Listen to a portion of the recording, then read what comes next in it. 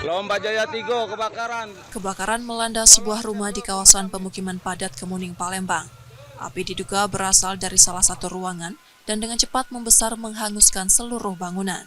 Saat kejadian, rumah dalam keadaan kosong karena pemiliknya tengah berjualan. Rumah tersebut dihuni pasangan suami istri bersama 2 anak yang histeris saat mengetahui kediaman mereka hangus dilalap api. Rumah ini ada wongnya, cuma mungkin wongi Lek Siti ini mungkin keluar. Oh, berarti dalam kondisi kosong Dalam tadi, Pak? kondisi kosong. Oh. Ini berapa rumah, Pak, yang terbakar, Pak?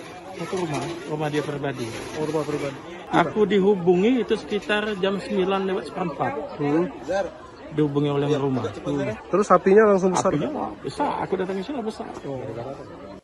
Upaya pemadaman sempat terkendala akses jalan sempit dan banyaknya warga di lokasi.